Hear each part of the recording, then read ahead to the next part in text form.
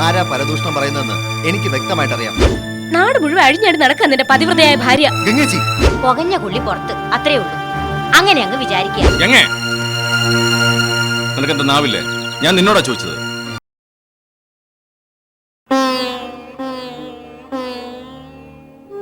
ഞാനിത് കേൾക്കണം. തേനെ പാലെന്ന് പറഞ്ഞ് ഒക്കെ തെടുത്തോണ്ട് നടന്ന് ഊട്ടി വളർത്തിയതിന് നിന്റെ കയ്യിൽ നിന്ന് എനിക്ക് ഇത് തന്നെ കിട്ടണം. അതിന് ഗിരിമോനെ തെറ്റ് പറഞ്ഞിട്ട് എന്താ മോളെ കാര്യം? ഓരോ ഇല്ലാതീനങ്ങൾ അവള് പറഞ്ഞ് കേൾപ്പിച്ചു കൊടുത്തിട്ടല്ലേ. സത്യം എന്താണെന്ന് ഗിരിമോൻ അറിയുന്നില്ലല്ലോ. അല്ല മോനെ, ശരിയല്ലേ? വേണ്ട, നിങ്ങളൊന്നും പറയണ്ട.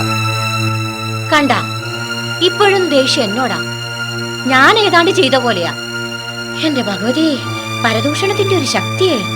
ആരാ പരദൂഷണം പറയുന്നതെന്ന് എനിക്ക് വ്യക്തമായിട്ട് അറിയാം. എന്തേ? അതായത് ഞങ്ങളാണെന്നല്ലേ?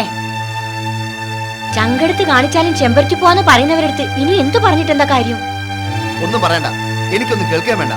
കേൾക്കണം, നീ കേട്ടേ പറ്റൂ. എന്തു പറഞ്ഞിട്ടും നിനക്കിപ്പോഴും എന്നെക്കാളും വിശ്വാസം അവളെയാണല്ലോ. ഭാര്യയുടെ തനി ഗുണം നീയും അറിഞ്ഞേ പറ്റൂ. എന്താ എന്താ അവർക്ക് കുഴപ്പം? അങ്ങോട്ട് പറഞ്ഞു കൊടുക്കും മോളെ, നല്ലോണം അവൻ കേൾക്കട്ടെ. നീ ചോദിച്ചില്ലേ ഞാൻ എന്തിനാ അവളെ തല്ലിയെന്ന്? തല്ലിയെന്നുള്ളത് നേര് തന്നെയാ. അതിന് തക്കതായ കാരണമുണ്ട്. അതിനെ തല്ലുകയല്ലായിരുന്നു വേണ്ടത്. ഛേ, പറയാൻ തന്നെ നാ വരയ്ക്ക. അത്രയ്ക്ക് മോശമായിട്ട് ശാലു എന്ത് ചെയ്തു? കേൾക്കണോ? അവൾ എന്താ ചെയ്തെന്ന് നിനക്ക് കേൾക്കണോ? ഒരു സഹോദരന്റെ മുഖത്ത് നോക്കി പറയാൻ എനിക്ക് ഇത്തിരി വിഷമമുള്ള കാര്യമാണെങ്കിലും പറയാതിരിക്കാൻ ഒക്കില്ലല്ലോ. നാട് മുഴുവൻ അഴിഞ്ഞാടി നടക്കാൻ നിന്റെ പതിവ്രതയായ ഭാര്യ. ഗംഗേച്ചി, അനാവശ്യം പറയരുത്. നിനക്ക് അനാവശ്യാണെന്ന് തോന്നതേ അവൾക്ക് ആവശ്യാടാ. ചോദ്യം ചെയ്തതിന് അവൾ എന്റെ നേരെ കയ്യോങ്ങി. അറിയോ നിനക്ക്? നാട്ടുകാര് പലരും വന്ന് പറഞ്ഞിട്ടും ഞങ്ങൾ അതൊന്നും വിശ്വസിച്ചില്ല. ഒടുവിൽ സ്വന്തം കണ്ണുകൾ കൊണ്ട് എന്നെ കാണേണ്ടി വന്നു. എന്ത് കണ്ടു? എന്ത് കണ്ടു നിങ്ങൾ പറയുന്നേ? എന്ത് കണ്ടുന്നോ?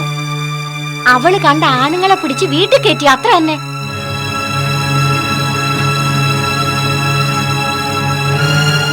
അത് ചോദ്യം ചെയ്തതിന് അവൾ എന്നോട് കയർത്തു. നമ്മുടെ അച്ഛനെ കുറിച്ച് പോലും അവൾ വളരെ ചീപ്പായിട്ട് സംസാരിച്ചു.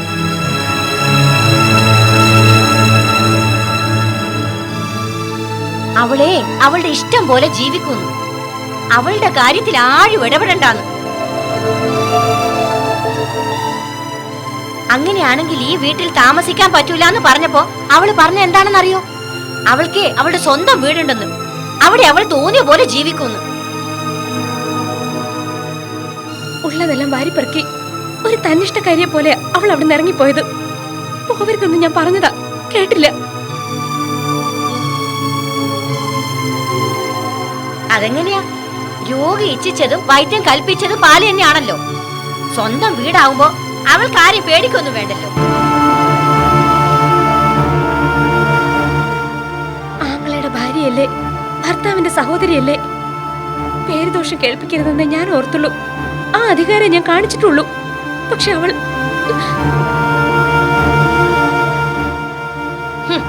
പുകഞ്ഞ കുള്ളി പുറത്ത്, അത്രേ ഉള്ളൂ. അങ്ങനെ അങ്ങ് വിചാരിക്കുക. അത്രേ ഞാനും ഇപ്പൊ കരുതുന്നു. ശാലിനിയുടെ കാര്യത്തിലല്ല, നിങ്ങളുടെ രണ്ടാളുടെയും കാര്യത്തിൽ.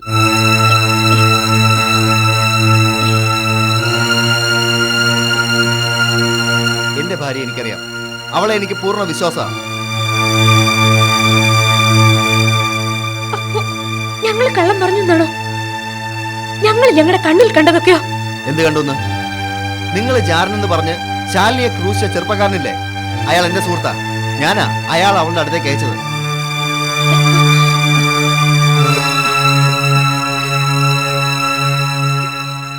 ഇപ്പൊ രണ്ടാൾക്ക് സമാധാനമായല്ലോ. അവളുടെ ശല്യം ഒഴിവായി കിട്ടിയില്ലേ? ചെല്ലേ, പോയി സമാധാനമായി ജീവിക്കുക. ഞങ്ങളെ കുറിച്ച് ഇനി ആരും ഓർക്കുകൂടി വേണ്ട.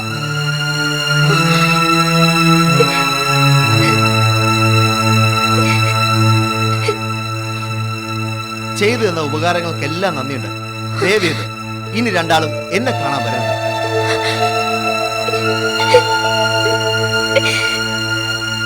ഇവിടെയെങ്കിലും എനിക്ക് സ്വസ്ഥത കിട്ടിക്കോട്ടെ.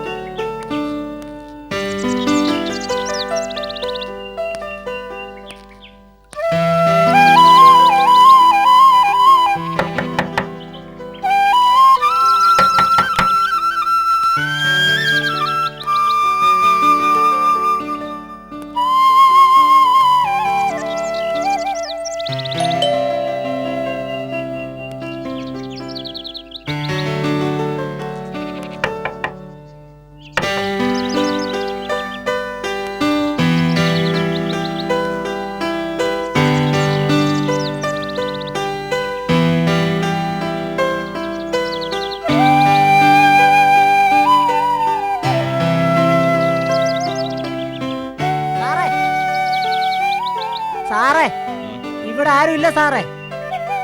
നമ്മുടെ കാഞ്ചനാമൻ കൺകുഞ്ഞിയുടെ പുറത്തൊക്കെ എവിടെ പോയിരിക്കുക, ദൂരെ എവിടെയോ പോയതാ. അത് നിനക്കെങ്ങനെ അറിയാം? വേഷം കണ്ട് അറിയത്തില്ല സാറേ. ആ നീ പോ.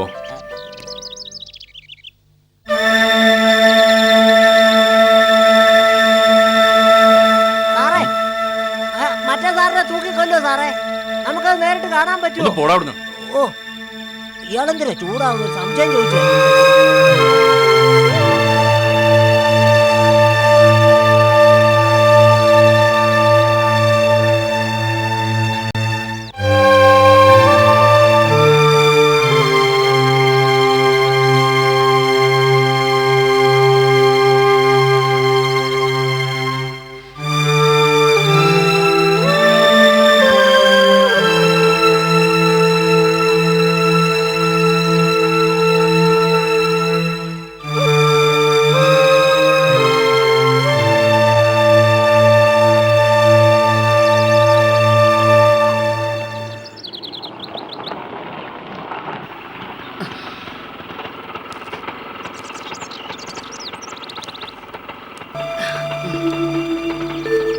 ദാ,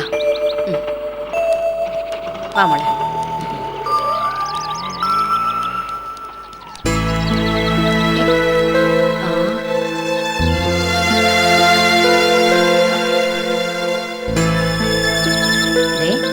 വന്നിട്ടുണ്ട്. എന്ത് ചോദിച്ചാലും നീ മിണ്ടണ്ട. അവള് ശരിക്കും ഓതി കൊടുത്തായിരിക്കും വിട്ടിരിക്കുന്നത്. എന്നോടായിരിക്കും കൂടുതൽ ദേഷ്യം. വാ.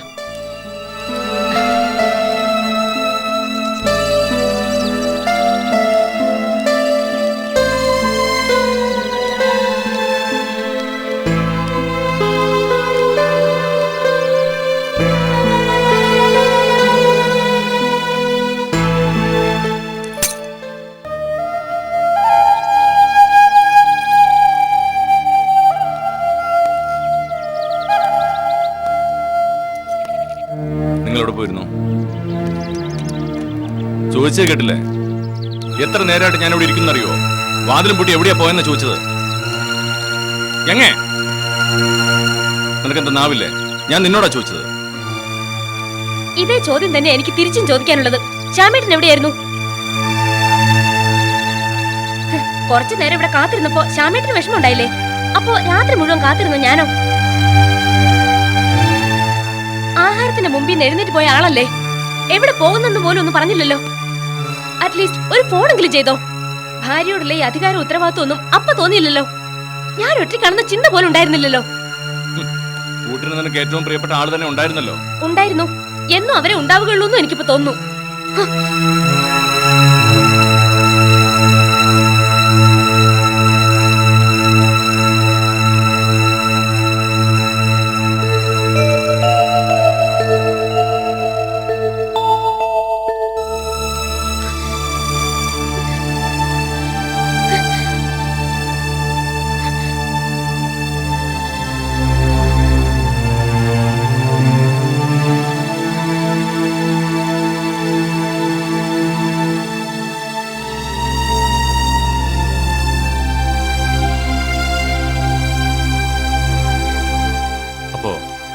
ഞാൻ നിനക്ക് ആരുമല്ലെന്നാണോ?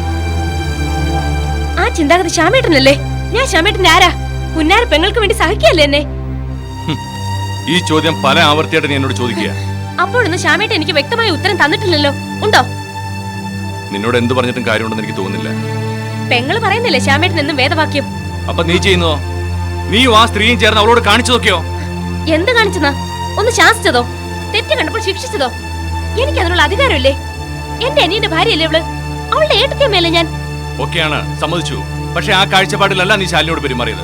നീ അവളെ ഒരു ശത്രുവായിട്ട് മാത്രമാണ് കണ്ടത്. അഥവാ അങ്ങനെയാണെങ്കിൽ തന്നെ അതിലെന്താ തെറ്റ്?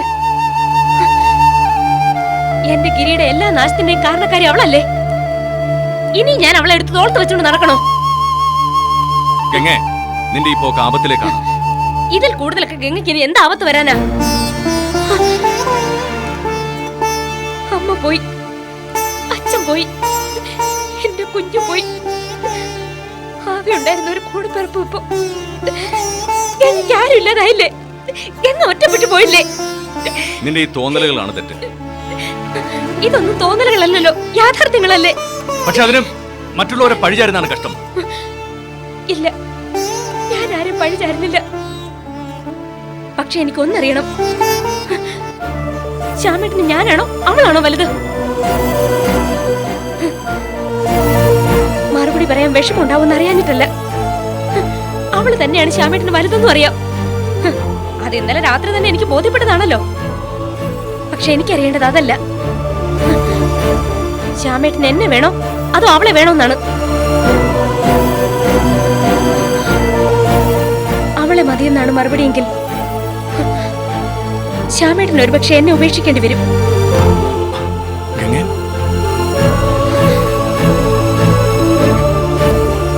എനിക്കറിയാം, ശ്യാമേട്ടൻ എന്നെ ഉപേക്ഷിക്കുള്ളൂന്ന് എനിക്ക് നന്നായിട്ട് അറിയാം. കാരണം ശ്യാമേട്ടന്റെ മനസ്സിൽ ഒരിക്കലും ഞാൻ ഉണ്ടായിരുന്നില്ലല്ലോ. നിനക്ക് എങ്ങനെയാ ഇങ്ങനെയൊക്കെ സംസാരിക്കാൻ കഴിയുന്നത്? ഞാൻ സംസാരിക്കുന്നതിൽ എന്തെങ്കിലും തെറ്റുണ്ടോ? ചത്തുപോയിട്ട് ഒരുത്തി ഇപ്പോഴും മനസ്സിൽ കൊണ്ട് നടക്കുന്നുണ്ടല്ലോ. രണ്ടാളും ചേർന്നുള്ള ഫോട്ടോ പോലും ഇപ്പോഴും പലരും സൂക്ഷിക്കുന്നുണ്ട്. ഞാനാരും ഒരു മടയി